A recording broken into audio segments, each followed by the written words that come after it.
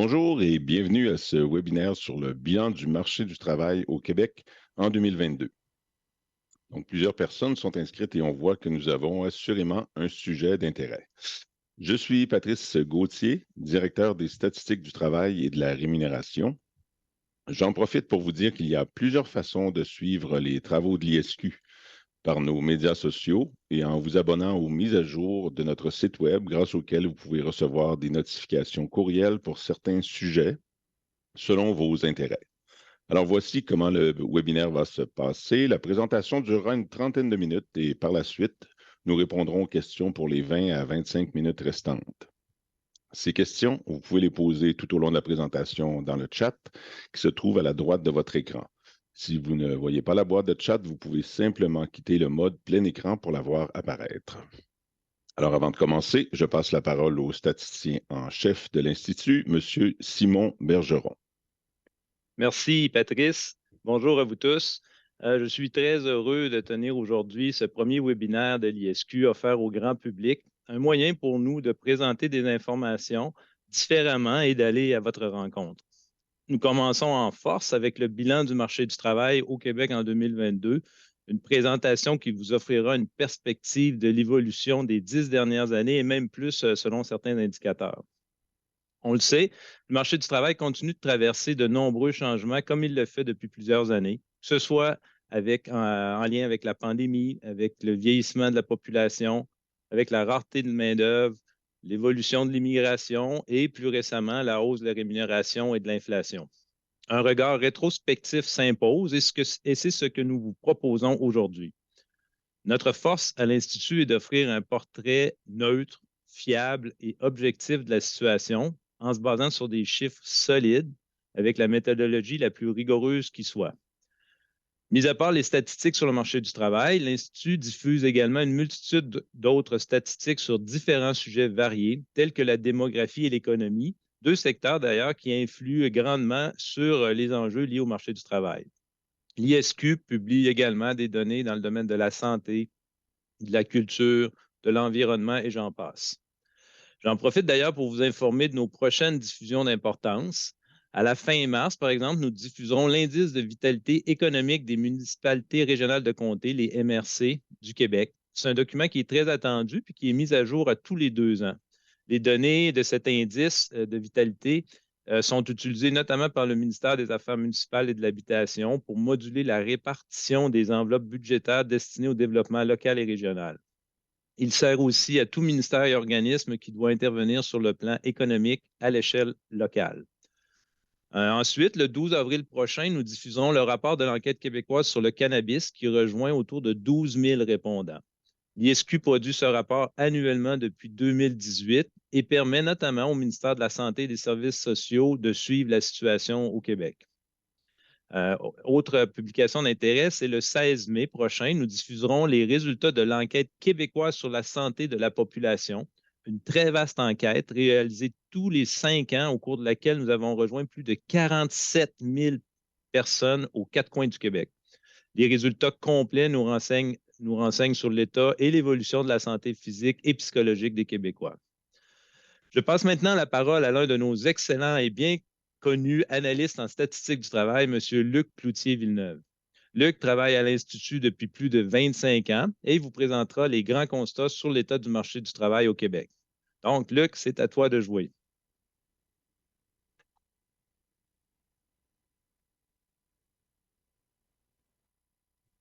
Merci beaucoup, M. Bergeron. Il me fait plaisir de vous présenter ce premier webinaire sur le marché du travail. Alors, sans plus tarder, je vous présente un peu les informations qui seront contenues dans la présentation. Donc, il sera question évidemment de la croissance de l'emploi en 2022. On fera également un détour vers la présence accrue des personnes immigrantes sur le marché du travail. On sait que les personnes immigrantes occupent de plus en plus d'espace sur le marché du travail au Québec. Il sera également question de l'augmentation du taux d'emploi sur notamment la période des 10 dernières années qui s'est déroulée. Également, on fera état de la baisse du chômage qui se poursuit encore cette année, donc qui démontre un marché du travail très positif. Évidemment, la hausse de la rémunération horaire sera un sujet traité dans cette présentation, évidemment en lien aussi avec la question de l'inflation.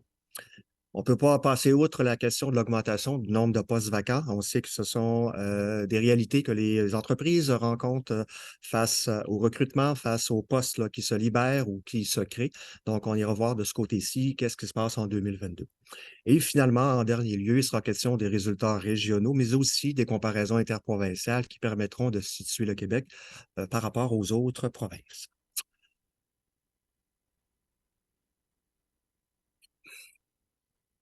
Alors, quelques éléments méthodologiques ici qui sont présentés. Les sources de données. La première, c'est la principale source de données, l'enquête sur la population active, qui porte sur les principaux indicateurs du marché du travail qui ont servi à faire le bilan encore cette année.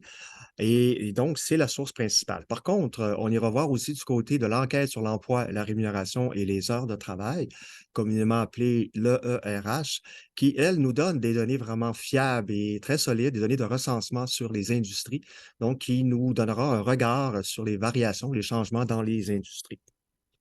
Et par la suite, évidemment, sur les postes vacants, c'est une enquête spécifique qui nous est rendue disponible pour pouvoir jeter vraiment une analyse plus rigoureuse là, de la situation des postes là, à combler au Québec. Deux types d'analyses sont présentés. Il en était question au début, dans l'introduction. La variation d'une année à l'autre, donc qui permet de jeter un regard sur l'état actuel du marché du travail, mais aussi de regarder sur une période plus longue, celle de 10 ans. Donc, c'est une approche que l'Institut fait dans son bilan du marché du travail. Ça a pour but d'avoir vraiment une meilleure lecture des transformations des milieux de travail ou du marché du travail dans son ensemble, donc qui permet de relativiser les résultats observés d'une année à l'autre. L'approche privilégiée, ce sont des moyennes annuelles. Donc, l'Institut utilise, dans le cadre de l'enquête sur la population active, des données sur 12 mois. Donc, on parle vraiment des moyennes annuelles pour avoir la meilleure robustesse statistique. À cet égard, l'Institut présente des résultats avec des tests de différences statistiques au seuil de 5 afin d'avoir la meilleure lecture possible des variations ou des changements s'étant produits sur le marché du travail. Et tous les résultats, les tests sont appliqués au nombre, au taux et aux moyennes qui sont présentés dans les acétates, les diapositives qui suivent. Donc, nous pourrons déterminer ici les écarts qui sont présentés sont tous statistiquement significatifs.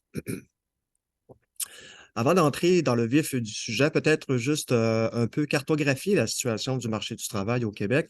Évidemment, ça porte sur la population de 15 ans et plus. Et c'est la population active qui nous intéresse ici dans le cadre du bilan du marché du travail. En 2022, on estime environ 4 602 000 personnes actives, donc c'est équivalent à environ 64,3 C'est le taux d'activité communément appelé. Et lorsqu'on regarde la distinction en termes d'activité, on voit que 95,7 de ces personnes étaient en emploi et 4,3 donc le taux de chômage, environ 200 000 personnes. Évidemment, un des aspects qui est souvent analysé sur le marché du travail, c'est le régime de travail. Donc, on parle du travail à temps plein ou à temps partiel. On peut voir ici les normes qui sont présentées. Mais également aussi, on peut regarder le marché du travail selon s'il s'agit d'employés ou de travailleurs autonomes. Donc, c'est deux distinctions importantes. Et finalement, le secteur public et le secteur privé, ce sont deux grandes configurations du marché du travail sur lesquelles les résultats qui sont présentés tiendront compte. Afin d'avoir une lecture un peu plus, je dirais, révélatrice des changements s'est opéré depuis les dernières années suite à la pandémie, on a cru intéressant de regarder un peu dans le rétroviseur vers 2019 pour savoir qu'est-ce qui se passait avant la pandémie. Alors, le Québec avait quand même connu une croissance d'environ 77 000 emplois, près de 2 d'augmentation sur 2018. Donc, c'était la situation pré-pandémique. Évidemment, en 2020, on sait qu'est-ce qui s'est passé. Donc, le Québec a perdu plus de 5,5 5,4 d'emplois. Si on regarde un peu sur la période historique là, depuis 1976, on peut voir qu'à quelque part, c'est une des pertes les plus importantes du marché du travail au Québec. En 2021, reprise assez rapide tout de même, 176 000 se sont ajoutés pour une croissance d'environ 4,3 Et pour la dernière année, celle qui nous intéresse particulièrement dans le bilan, on assiste à une croissance de 3 avec l'ajout de 130 000 emplois. Lorsqu'on compare ce volume avec celui de 2019, donc avec la situation pré-pandémique, mais ce qu'on constate, c'est qu'on a 72 000 emplois de plus là, qui s'observent au Québec. Donc, on peut voir ici, en fait, voir que la situation pré-pandémique, là, on est sorti de cette situation-là et puis le volume de l'emploi est même en croissance sur 2019. Sur 10 ans, il s'est créé environ 389 000 emplois au Québec, ce qui constitue une hausse d'environ 9,7 on peut dire en moyenne environ 1 par année, là, ce qui équivaut à une hausse d'environ 10. Donc, c'est le pattern de la situation du marché du travail de façon générale auquel le bilan s'est attardé cette année. On différencie évidemment les résultats souvent selon l'âge et le sexe. Ce sont des caractéristiques importantes du marché du travail. En 2022, chez les femmes, la croissance a été de 3,3 Il s'est ajouté chez les femmes environ 67 600 emplois, ce qui est un peu plus élevé que ce qui était observé chez les hommes. Lorsqu'on regarde le groupe des 25-54 ans, qui constitue le cœur de la population active, là où les taux d'activité et les taux d'emploi sont les plus élevés, bien, il s'est rajouté quand même 80 000 emplois sur la dernière année, ce qui constitue environ une hausse de 3 Donc, c'est le groupe d'âge ayant le bénéficié de la plus grande croissance.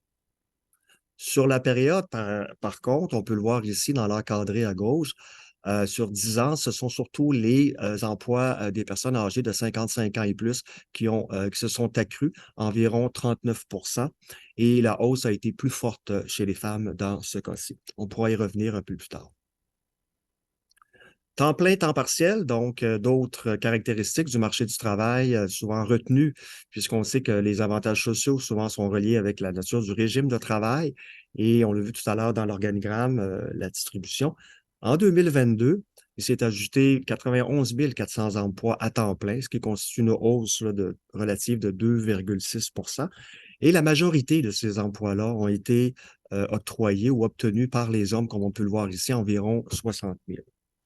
En parallèle, il s'est quand même ajouté 38 400 emplois à temps partiel, ce qui, en termes relatifs, constitue une hausse 2 fois plus importante que ce qui est observé dans le temps plein.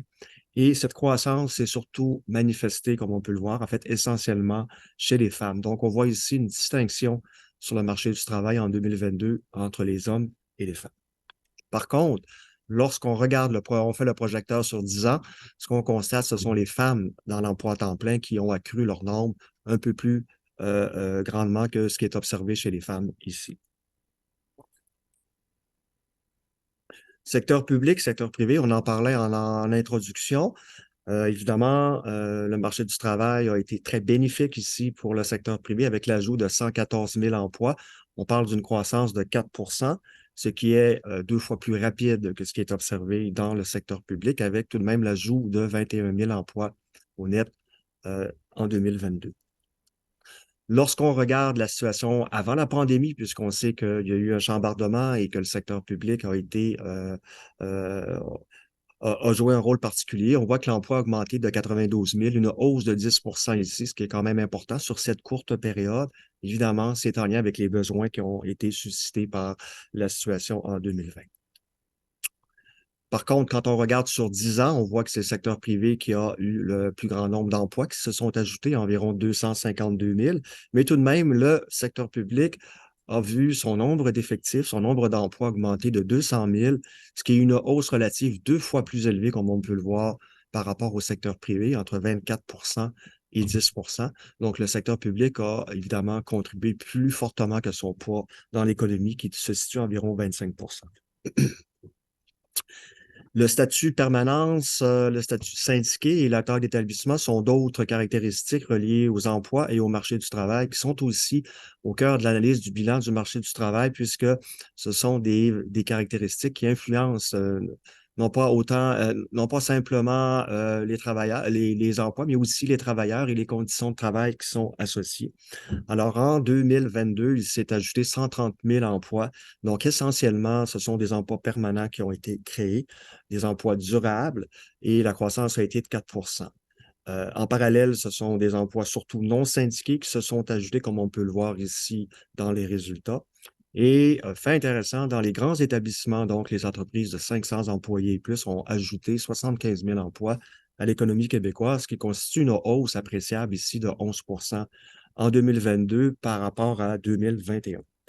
Les établissements de taille intermédiaire ont vu également leurs effectifs augmenter, environ 61 000, ce qui constitue une hausse là, de 5 ici.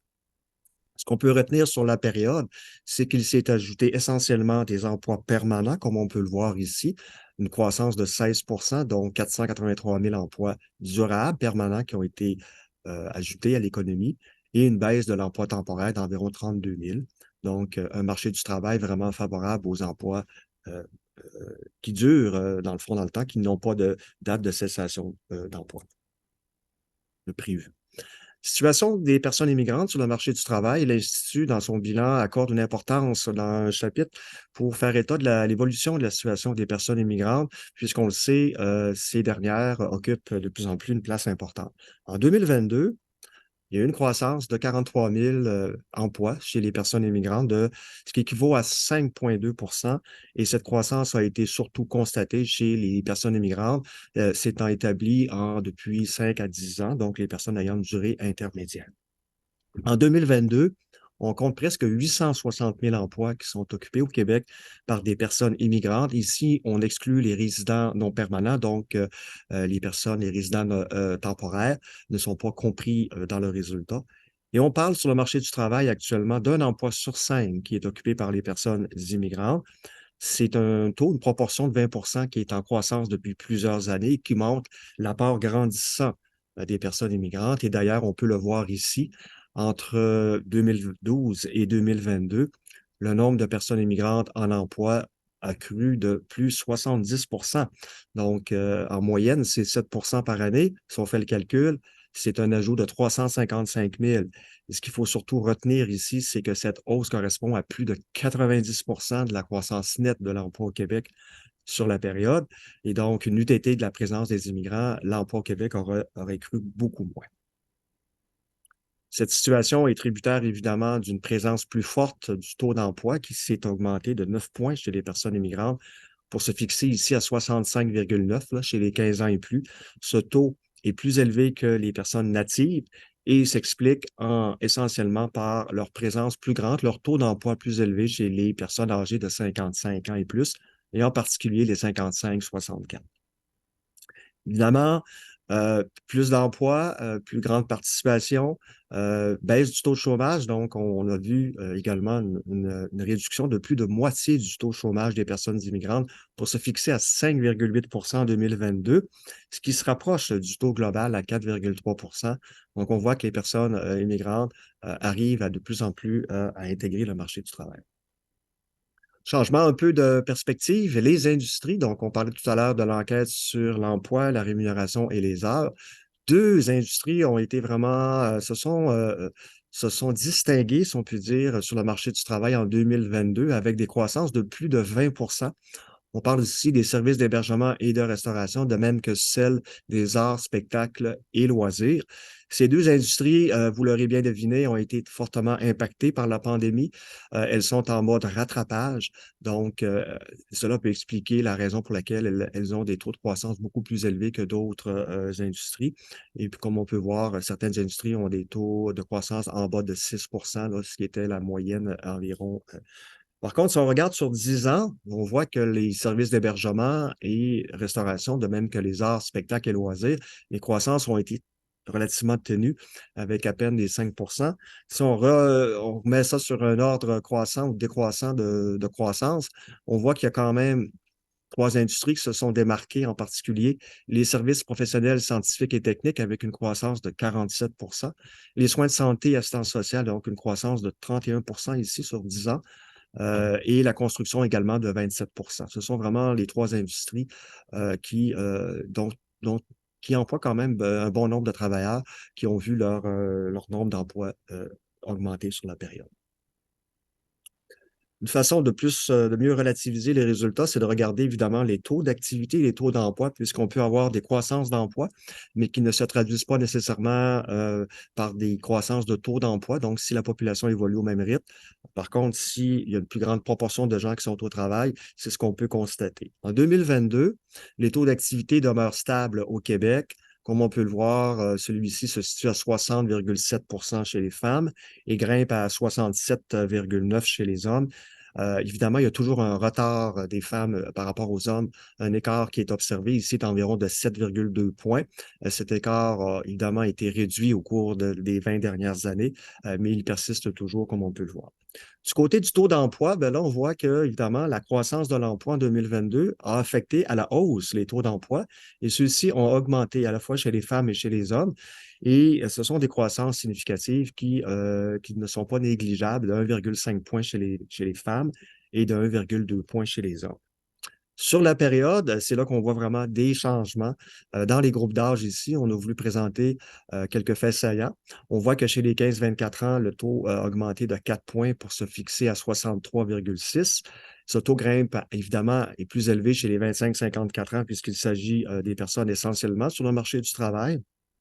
Donc, le taux a augmenté de 5,4 points pour se situer à 87. Il est intéressant de noter ici que c'est un taux historique, un taux record au Québec depuis qu'on collige les données sur la population en 76, depuis que la série historique est disponible.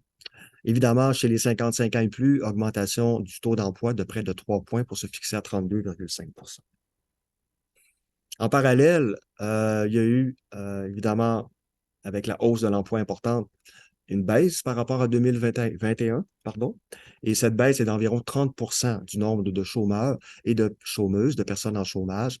Et comme on peut voir, ces baisses ont été autant chez les femmes que chez les hommes.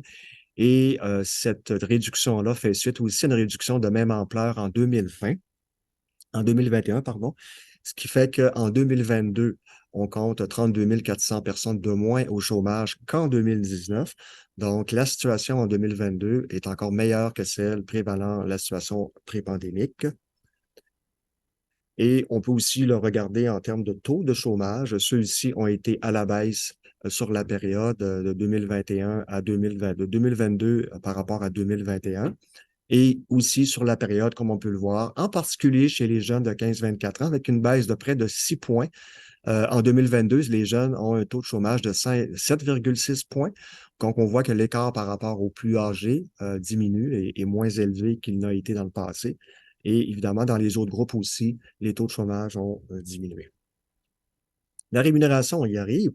Ça fait beaucoup jaser sur la question du pouvoir d'achat. Est-ce que la rémunération horaire suit l'inflation? Est-ce que l'inflation suit la rémunération? On ne sait plus lequel est en lien. Mais en fait, ce qu'on sait, c'est que la rémunération horaire a cru de façon quand même importante en 2022, environ 6 chez les femmes et 5,6 Par contre, lorsqu'on met en relation avec la hausse des prix à la consommation au Québec, celle-ci a été de 6,7 Donc, on peut présumer ici que les croissances moyennes horaires ont été inférieures à l'inflation, ce qui pourrait avoir un impact, évidemment, sur le pouvoir d'achat. Par contre, lorsqu'on regarde la situation en termes d'industrie, ben, ce qu'on voit, c'est que le 5,8 représente une moyenne. Et donc, on voit qu'il y a une dispersion des croissances salariales horaires. Celles-ci vont de 2 dans l'industrie de l'information, culture et loisirs jusqu'à 10 dans les services professionnels, scientifiques et techniques notamment. Donc, on peut voir que le rapport de rémunération horaire par rapport à l'inflation est relatif selon les industries, compte tenu des croissances diverses qu'on observe. Évidemment, en même temps, qu'est-ce qui s'est passé? On le sait, les postes vacants augmentent. Beaucoup d'entreprises en font l'expérience, beaucoup dans le milieu aussi des services publics, du secteur public. Et donc, en 2022, là, lorsqu'on fait une moyenne des 9 premiers mois, on parle d'environ 242 000 postes vacants au Québec, ce qui constitue une croissance d'environ 25 sur un an seulement. Donc, on a vu vraiment que de 2021 à 2022, il y a eu vraiment un accroissement. En 2020, il n'y avait pas de données disponibles en raison de la pandémie. Mais si on recule dans le temps, on voit qu'en 2015, on était à 64 000 seulement de postes vacants. Donc, un phénomène qui est en croissance jusqu'à aujourd'hui et dont l'Institut va d'ailleurs suivre l'évolution à travers les mises à jour de données sur son site Web. On peut regarder aussi où est-ce que se retrouvent ces postes vacants. Alors, les soins de santé et l'assistance sociale arrivent en tête de liste avec près de 41 000 postes à combler dans ce domaine.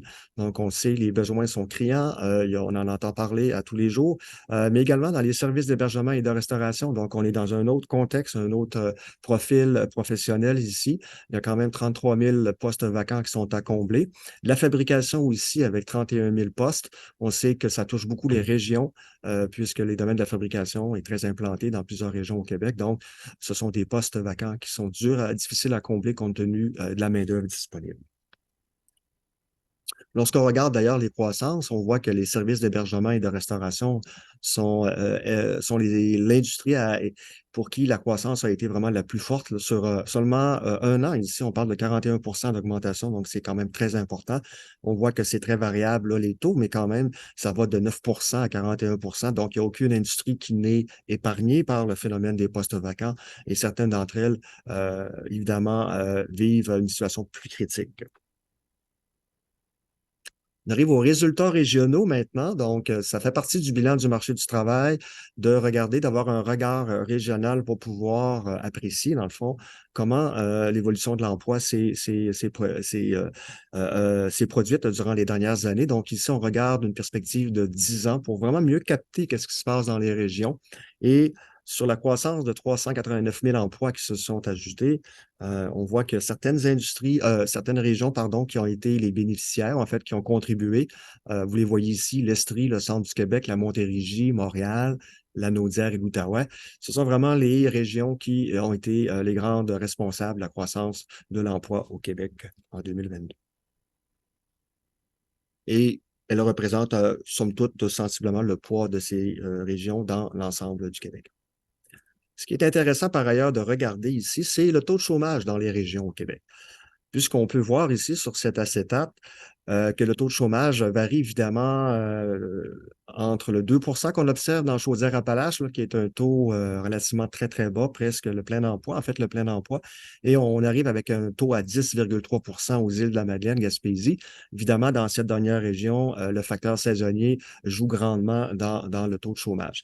Mais ce qui est intéressant de regarder, c'est la variation sur la période.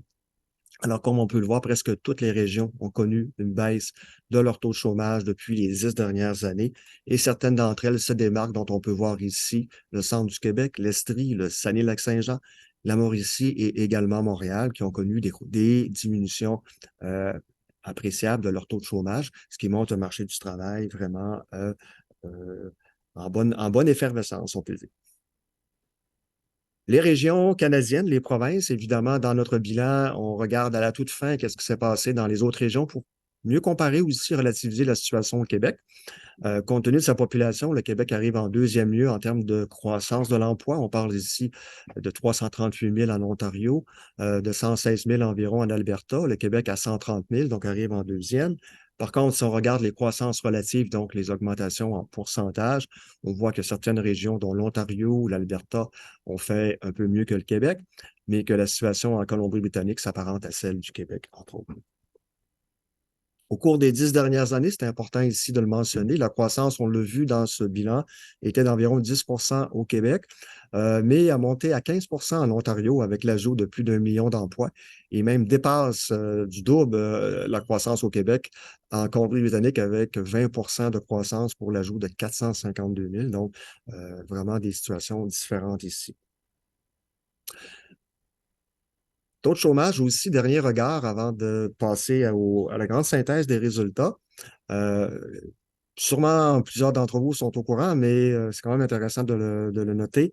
Le Québec présente le taux de chômage le plus faible en 2022 dans toutes les provinces canadiennes à 4,3 Et ce qui est intéressant aussi de noter, c'est que le Québec présente aussi une des régions, sinon la région, qui a connu une décroissance de son taux de chômage, donc une baisse parmi les plus importantes de 3,5 points.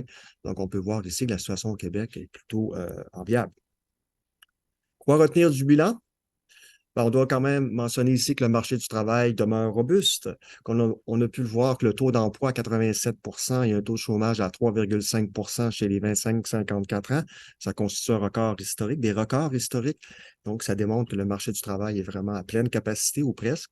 La croissance de l'emploi essentiellement attribuable à l'emploi à temps plein et à l'emploi permanent, donc des emplois plus de qualité qui offrent des avantages, des conditions de travail que le temps partiel et en plus des emplois durables, donc un marché du travail qui est vraiment robuste.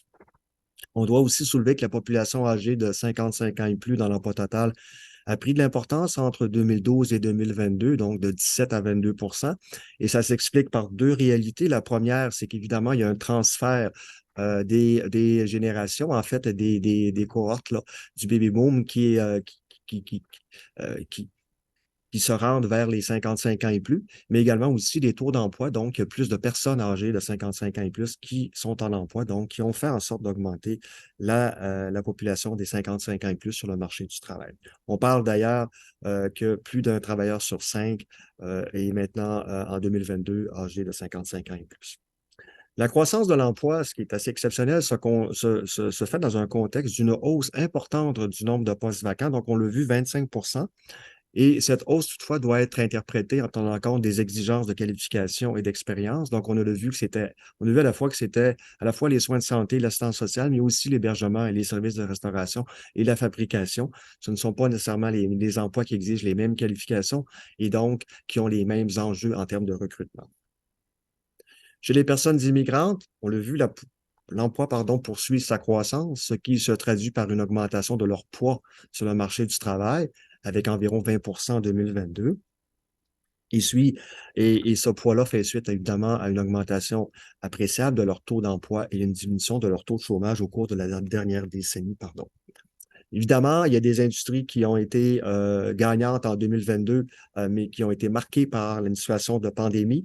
Mais quand on regarde la situation sur la période de 10 ans, on a vu que c'est trois autres industries qui ont été bénéficiaires, dont les services professionnels scientifiques et techniques. Et dans ce groupe, là, la hausse de 47 environ 60 de cette hausse, c'est dans des secteurs qui sont liés avec tout ce qui a trait à l'informatique, au système de gestion de l'informatique. Les soins de santé, assistance sociale, la croissance de 31 est observée principalement dans ce qu'on appelle les services ambulatoires, donc les services externes, que ce soit les cabinets de médecins, les cabinets de dentistes, mais aussi tout ce qui est à l'assistance sociale ou aussi ce qui a trait aux soins de santé ou pour les personnes qui sont institutionnalisées. La construction, évidemment, la croissance a été forte, 27 quand on regarde le détail, ce qu'on constate, c'est dans le domaine des entrepreneurs spécialisés. Donc, ça répond aux besoins, en fait, au développement important qu'a connu le Québec en matière de construction résidentielle, mais aussi commerciale et industrielle. Donc, évidemment, ces industries-là ont été gagnantes là, dans l'économie. On l'a vu, la rémunération horaire a cru moins rapidement que l'inflation, mais tout de même, sa hausse demeure importante. Ce qui est important de retenir ici, c'est que ce n'est pas la moyenne ne révèle pas toute l'histoire. Les croissances varient vraiment dans une fourchette de 2 à 10 et donc le pouvoir d'achat évolue évidemment de manière différenciée. Et c'est important de rappeler que le pouvoir d'achat dépend aussi du niveau de rémunération et non pas juste de la croissance de la rémunération horaire. Le taux de chômage dans la plupart des régions, on l'a vu, ont atteint en 2022 des niveaux jamais vus depuis 1987. C'est important de le rappeler. Et cela indique que les personnes qui font partie de la population active sont presque toutes en emploi actuellement. Le Québec, d'ailleurs, affiche, quand on compare la situation avec le reste du Canada, le plus faible taux de chômage en 2022 et aussi l'une des plus fortes baisses depuis 2012. Par contre, la croissance relative de l'emploi au Québec demeure inférieure à celle de l'Ontario et de l'Alberta, mais tout de même, elle s'apparente à celle de la Colombie-Britannique. C'est ce qui met un terme à ma présentation. Je vous remercie. Je laisse la parole à Patrice pour la suite des choses. Donc, merci beaucoup, Luc, pour cette très intéressante présentation. Beaucoup de chiffres, hein, beaucoup de matériel. Donc, on est maintenant rendu à la période des questions. On va essayer de prendre un petit peu de temps pour répondre à vos questions. Une des premières choses que je tiens à préciser, c'est que le webinaire sera disponible, dans le fond, en rediffusion. Il va être disponible sur la chaîne YouTube de l'ISQ. aussi sur le site web de l'ISQ sur la page du bilan du marché du travail. Donc, vous pourrez y accéder facilement comme ça. Également, par courriel, on va vous transmettre la présentation là, pour que vous puissiez vous y référer parce qu'on comprend qu'il y a beaucoup de chiffres. Alors, il est encore temps, vous pouvez également encore poser là, des questions. On va prendre quelques questions.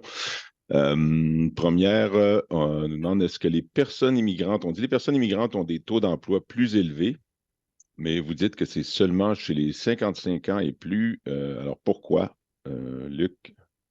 Oui. Si tu peux nous éclairer à ce sujet. Tout à fait. Alors, c'est une question très pertinente.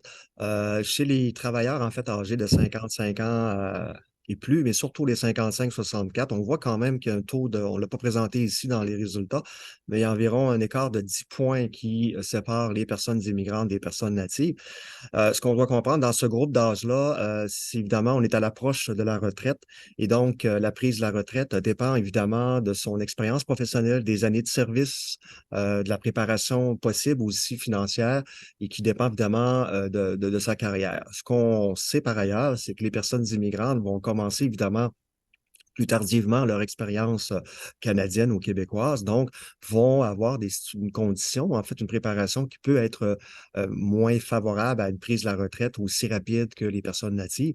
Et donc, c'est un peu dans cet esprit-là que la croissance, le taux d'emploi plus élevé des personnes immigrantes de 55 ans et plus, et en particulier de 55 à 64 ans, peut être mis en perspective. Merci, Luc. Est-ce que tu peux nous éclairer aussi sur la différence entre taux d'emploi et taux d'activité? Oui. Souvent, les gens entendent les deux indicateurs et on se demande là, lequel est le meilleur et comment on peut les comparer. C'est qu'en fait, le taux d'activité, les deux indicateurs, dans le fond, font référence à la population. Donc, c'est en proportion de la population. Dans un côté, on regarde le taux d'activité, on regarde les personnes en emploi, mais aussi les personnes qui sont en recherche active d'emploi. C'est pour ça qu'on appelle ça un taux d'activité. Donc, on dit ces personnes sont en activité sur le marché du travail, soit en occupant un emploi ou soit en recherchant un actif. Donc, le taux d'activité englobe, dans le fond, les personnes au chômage qui sont actives et les personnes en emploi, ce qui fait que le taux d'activité est toujours plus élevé, mais indique aussi une intention de vouloir être actif sur le marché du travail. Le taux d'emploi réduit un peu la proportion en enlevant les personnes qui sont en recherche active d'emploi, mais en s'intéressant vraiment à la proportion de la population qui occupe effectivement un emploi. Parfait, merci, c'est bien clair. Et il semble que les salaires horaires augmentent moins vite dans le secteur public. Comment se fait-il que ça ne suive pas la moyenne? Oui, c'est une bonne question puisqu'on l'a vu, selon les industries, les croissances sont plus fortes dans certaines industries, plus du domaine privé et dans le secteur public ou les services publics, c'était beaucoup plus limité. Ce qu'on peut en comprendre ici, on n'a pas fait d'analyse précise, mais on sait que les milieux du secteur public sont davantage conventionnés, donc couverts par des conventions collectives. Et on le sait qu'actuellement, il y a des renégociations qui sont en cours et souvent, ces renégociations portent sur les années antérieures. Donc, il y a du rattrapage là, en matière là, de négociation collective, ce qui fait que les chiffres qu'on observe en 2022 ne révèlent pas ce qui va peut-être s'octroyer avec les négociations collectives éventuellement. Donc, on n'assiste pas encore à un effet, là, un impact là, sur les salaires dans le secteur public. Merci, Luc. On réfère à la diapositive 11, mais je pense que tu peux quand même répondre sans y retourner. On montre clairement que la création de postes temporaires a été observée principalement chez les femmes. Donc, la hausse de l'emploi principalement pour les postes temporaires, principalement chez les femmes. Est-ce qu'on a des précisions sur les groupes d'âge, par exemple, les statuts visés? Est-ce qu'on est en mesure de fournir de l'information relativement, par exemple, est-ce que c'est des retraités? Est-ce que ça touche, par exemple, les congés maternité? Est-ce qu'on a de l'information à ce sujet-là? Là, j'essaie un peu de comprendre la question, puisque Oui. dans le cas du temps des femmes, j'ai présenté des résultats sur le temps partiel qui étaient plus élevés, mais je n'ai pas souvenir d'avoir présenté des Moi, résultats sur peut-être dans le fond, la question, on parlait de poste temporaire, mais peut-être qu'on parle plus de temps partiel. Probablement, oui. Je pense qu'on fait référence au temps partiel, puisque les emplois temporaires n'ont pas vraiment augmenté. On observe effectivement une croissance de l'emploi temps partiel chez les femmes. On n'a pas fait d'analyse détaillée. C'est sur une croissance quand même en nombre limité. Par contre, si la personne ou la personne qui manifeste un intérêt sur cette question-là, si elle désire avoir des données un peu plus détaillées, on peut les fournir, mais on n'a pas fait d'analyse précise là, sur cette situation. Parfait. Merci, Luc. Donc, j'en profite aussi là. Attendez un petit peu, j'ai une question. Le Québec, donc, on a parlé des taux de chômage, hein. Le Québec qui affiche le taux de chômage le plus faible au Canada, je crois, en 2022. Est-ce que c'est la même chose pour le taux d'activité? C'est une bonne question. Il faudrait que je revérifie les chiffres. Il se pourrait que le taux d'activité ne soit pas le plus élevé au Québec en raison du fait chez les 15 ans et plus, puisqu'on a un certain retard chez les 55-64 ans. Donc, en matière de taux d'emploi, par exemple, le Québec affiche une meilleure situation que le reste en comparaison avec la situation de l'Ontario ou de la Colombie-Britannique. Pour prendre ces deux exemples qui me viennent à l'esprit, le Québec affiche des taux d'emploi plus élevés que ce qui est observé en général dans ces deux régions-là. Donc, pour le taux d'activité, étant donné que le taux de chômage est plus faible, ça fait comme un effet inverse, c'est-à-dire qu'il est un peu plus faible au Québec, mais ça s'explique surtout par le groupe des 55-64 ans. Parfait. Merci. Alors, on a une question, commentaire. En fait, on dit que le taux d'emploi augmente, mais le nombre d'emplois vacants augmente également. Donc, est-ce que c'est une bonne ou est-ce que c'est pas une bonne nouvelle finalement? Est-ce que c'est une mauvaise nouvelle que le taux d'emploi augmente alors que le nombre de postes vacants augmente également? Oui. Ah, Ben, ah. ça reflète la force de l'économie. Si vous avez une économie qui continue à croire à créer de l'emploi, et malgré le fait qu'il y a des postes vacants, il faut quand même réaliser que la création d'emplois a été quand même dans les secteurs ou les industries où il y a quand même des postes vacants, puisqu'on retrouve des postes vacants dans toutes les industries. Donc, est-ce que c'est un jeu, là, en fait, non pas un jeu, mais de chaise musicale en disant, bon, des postes vacants ont été comblés dans certaines industries et dans d'autres, non. C'est évident que tant et aussi longtemps que le nombre de postes vacants ne diminuera pas, on ne pourra pas dire que, dans le fond, on répond à tous les besoins des entreprises. Par contre, une diminution des postes vacants associée à une baisse de l'emploi ne serait pas nécessairement une bonne nouvelle. Une augmentation de l'emploi associée avec une croissance des postes vacants indique tout de même un marché du travail vigoureux. Donc, il faudra voir dans les prochains mois dans quelle mesure l'économie, le marché du travail va évoluer et également les postes vacants. Est-ce que les deux vont encore croître? C'est à voir. Mais par contre, tout changement dans un sens ou dans un autre pourra nous indiquer l'état du marché du travail. Donc, en somme, oui, ça témoigne d'un marché de l'emploi vigoureux. Ça pose des défis, mais ça témoigne d'un marché de l'emploi Tout à fait. assez actif. Peut-être, Luc, si tu pouvais refaire un peu le topo lorsque tu as parlé de la croissance de la rémunération et aussi du pouvoir d'achat, peut-être faire un peu la synthèse là, de ce que tu nous avais présenté à ce moment-là. Durant la présentation? Oui, c'est ça, Quelqu'un peut-être. veut. OK. Là, je n'ai pas les chiffres, mais ce qu'on veut, dans le fond, évoquer ici, c'est que la croissance moyenne des salaires ne reflète pas ce qui s'est passé nécessairement dans les industries pris les unes par rapport aux autres. Et qu'en rapport avec l'inflation, on voit que le pouvoir d'achat, si on le mesure strictement uniquement par la croissance horaire moyenne, et versus l'inflation, donc la croissance réelle des salaires, on voit qu'un certain nombre d'industries n'ont pas connu de croissance réelle de leurs salaires en moyenne, alors que d'autres semblent s'en sortir puisque des croissances de plus de 10% sont observées, notamment dans les services professionnels, scientifiques et techniques. Et comme je disais, souvent, ça touche les emplois dans le domaine de l'informatique. Oui, je pense que ce qu'il faut retenir aussi, là, c'est ça, c'est la croissance de la rémunération moyenne, hein. Il y a il y a des jeux aussi d'entrée et de sortie là, de postes, de gens en emploi dans ces secteurs-là, mais il y a une croissance de la rémunération moyenne qui est un peu inférieure à l'inflation au cours de la dernière année, hein. C'est ça. Euh, Donc, on nous demande, dans le fond, on n'a pas abordé la question de la surqualification ou de la sous-qualification en emploi. Est-ce que c'est parce que les données ne sont pas disponibles? Parce qu'on sait, dans le fond, on fait le lien aussi avec le fait que c'est un enjeu pour les travailleurs immigrants qui occupaient souvent des emplois, qui occupent souvent, dans le fond, des emplois qui peuvent être en deçà de leurs compétences. Donc, si tu as quelques commentaires là-dessus, là, sur la surqualification et la Oui. sous-qualification. On n'a pas de résultat effectivement dans le bilan et ce n'est pas parce que les données ne seraient pas disponibles.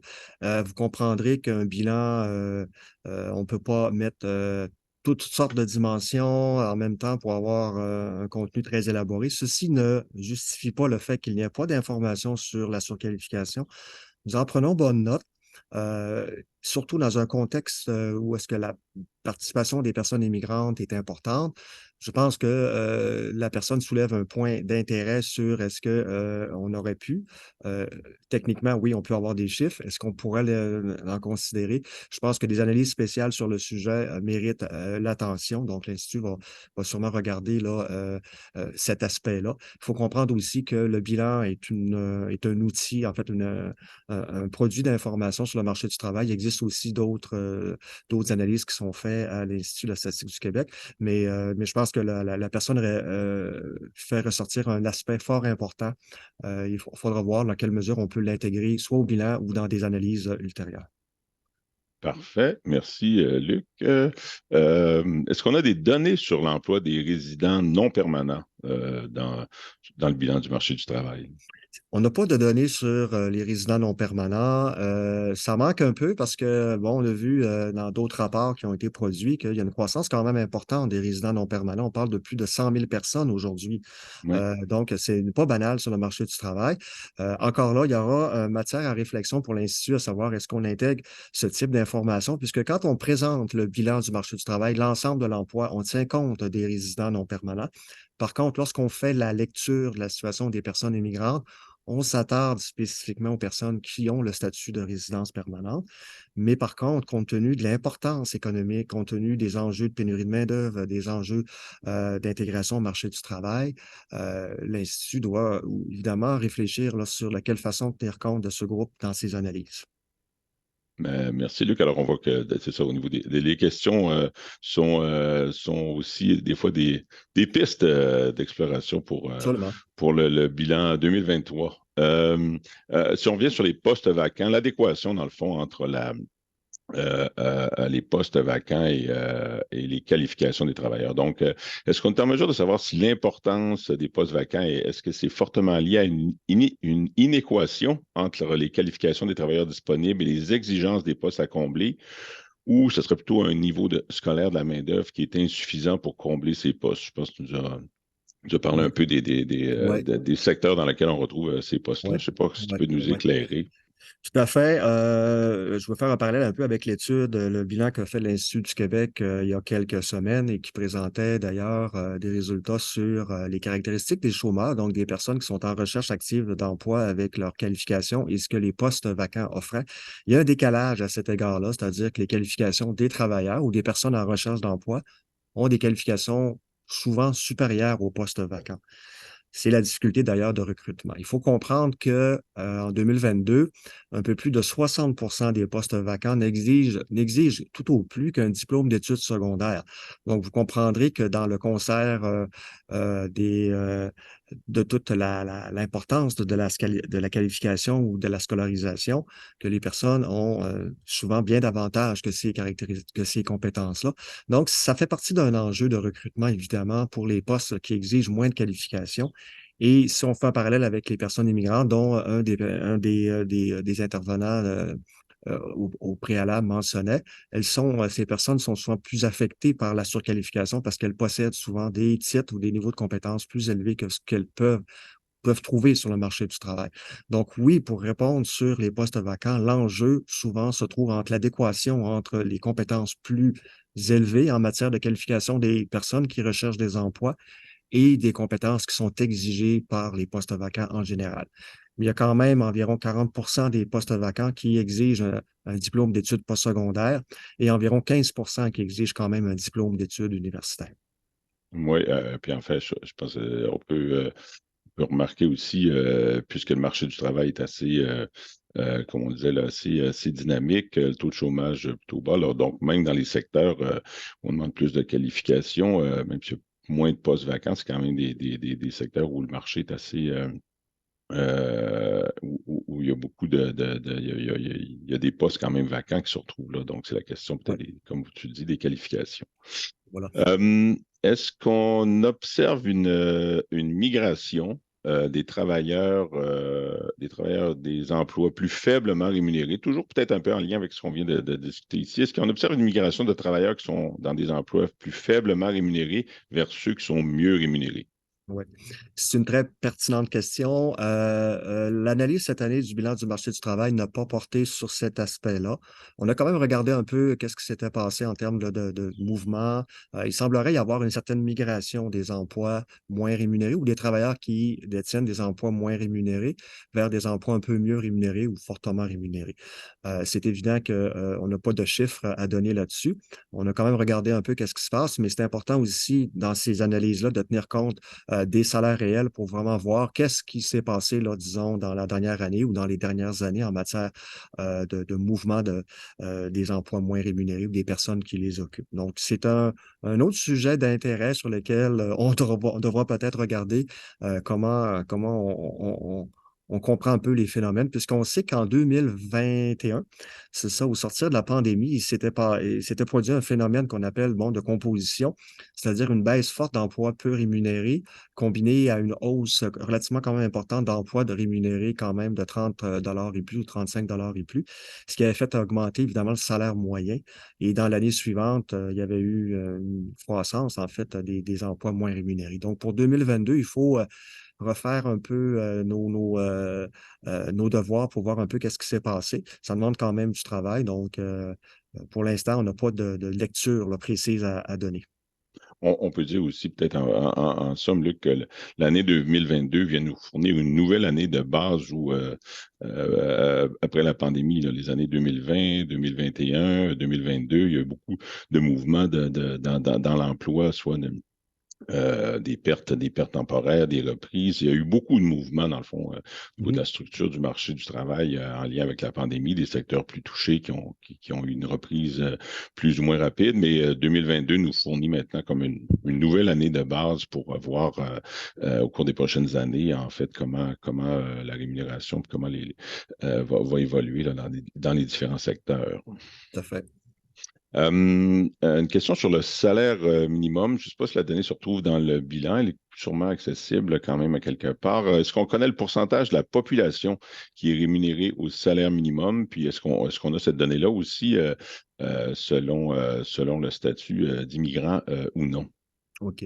Non, encore là, vous voyez que le bilan ne traite pas de tous les aspects du marché du travail qui sont toujours fort intéressants, qui sont soulevés d'ailleurs dans les questions.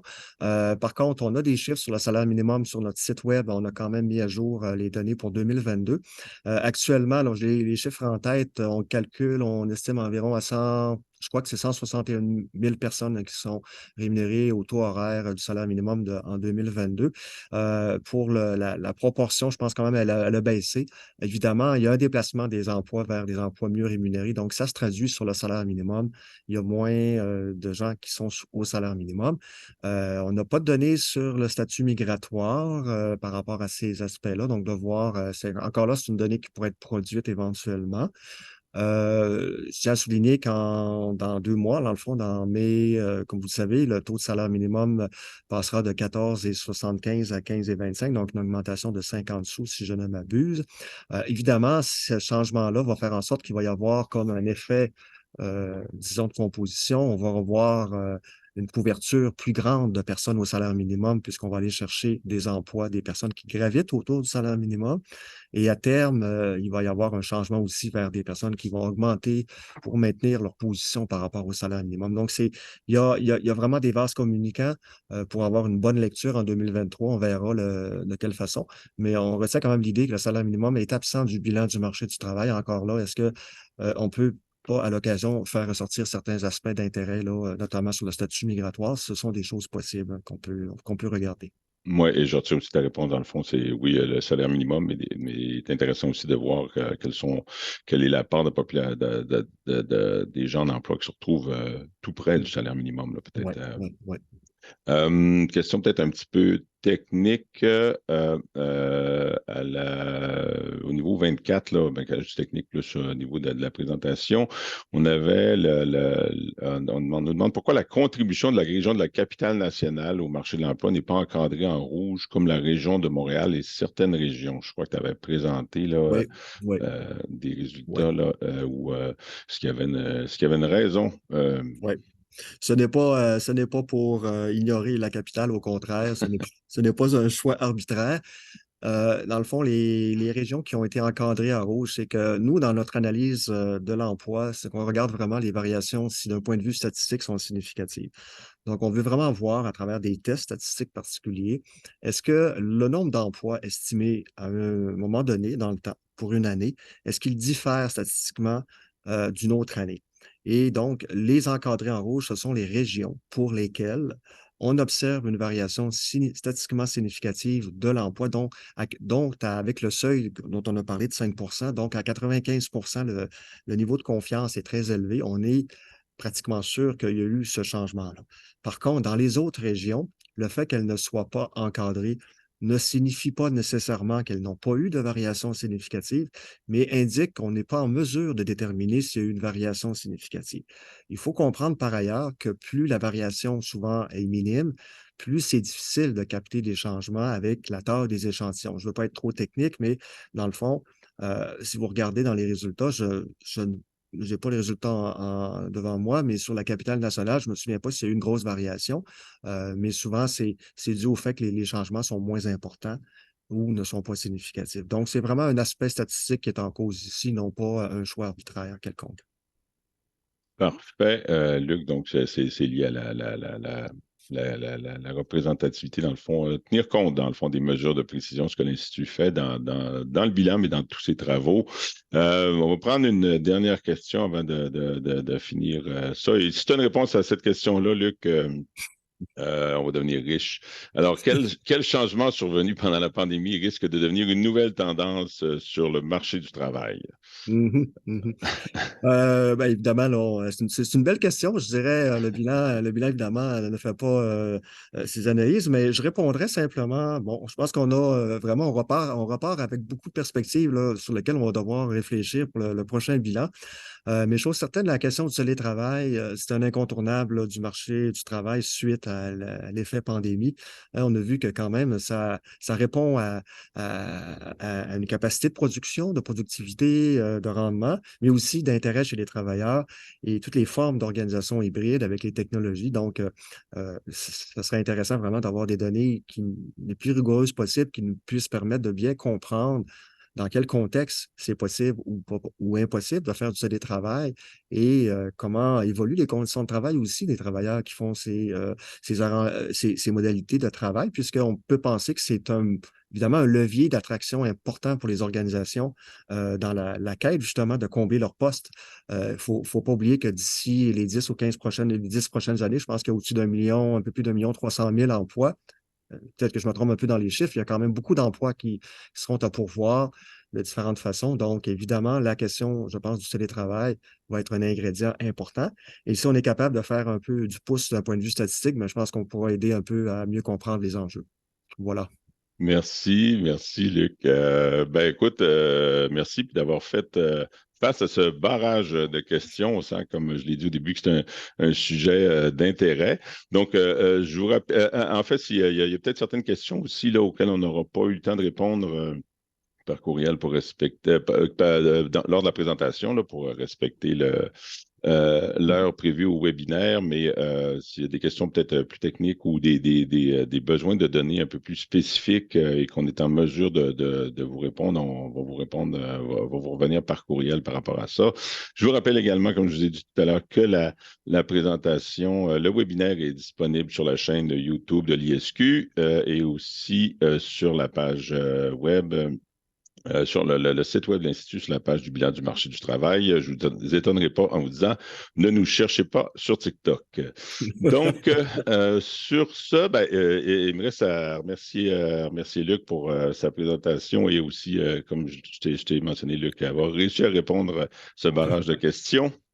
Ça met fin à notre webinaire ce midi. Je vous remercie à tous de votre participation à ce premier webinaire-là de l'Institut. Il y en aura sûrement d'autres. Et j'espère que ça a été utile. En tout cas, si je me fie aux questions, il y avait beaucoup d'intérêt. Nous allons voir aussi un sondage d'appréciation de la rencontre qui vous sera acheminé dans les prochaines heures. Donc, je vous invite à prendre quelques minutes pour le compléter. Alors, sur ce, je vous souhaite un bel après-midi et à la prochaine.